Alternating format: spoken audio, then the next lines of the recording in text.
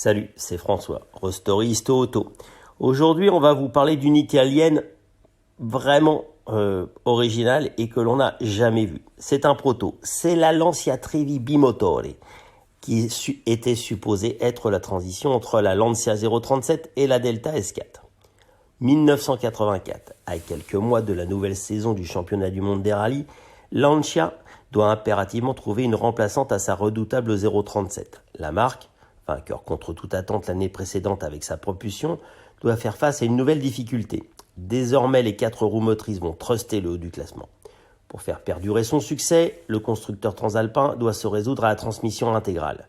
Pour y parvenir, il développe un étrange prototype, la Trevi Bimotore. Face aux nouvelles Audi Quattro et Peugeot 205 Turbo 16 équipés de la traction intégrale, Lancia se doit de réagir. Dans l'usine de Chivasso, en périphérie de Turin, le temps presse. Pour étudier au mieux cette nouveauté, Giorgio Pianta, pilote d'essai et responsable de l'équipe Abarth, réalise en un mois seulement un prototype à transmission intégrale doté de 2 moteurs.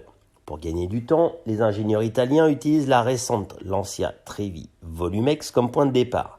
La berline est équipée d'un moteur de 2 litres avec un compresseur volumétrique, ce qui offre tout le couple dès les bas régimes, chose indispensable en rallye, et valeur ajoutée du compresseur par rapport au turbo. En lieu et place de la banquette arrière, un sous-châssis, j'articule mieux, similaire au châssis avant, est installé, pour lequel est monté un second moteur. Le train avant, la boîte de vitesse et la suspension sont aussi dupliquées sur le postérieur du prototype. Les portes arrière sont soudées et de grandes prises d'air sont réalisées dans les ailes, afin de refroidir le moteur mis en position centrale arrière. Les déflecteurs sont également montés sur les montants pour fournir de l'air à l'admission. Les 2 boîtes de vitesse sont reliées de manière à être actionnées simultanément par un seul et même levier et une seule et même pédale d'embrayage. Les 2 accélérateurs sont quant à eux commandés par un système électronique mais rudimentaire qui détermine le délai d'alimentation du train arrière. De toute façon, Giorgio Pianta essaye de réduire le survirage pour sortir plus rapidement des courbes.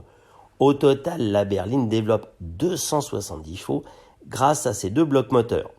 Sur le tableau de bord, le compteur de vitesse est remplacé par un second compte-tours.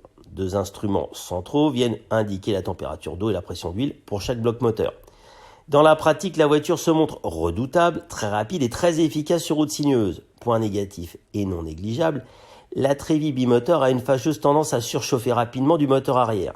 L'étude osée de Pianta donnera naissance à l'héritière de la Lancia 037, la mythique Delta S4.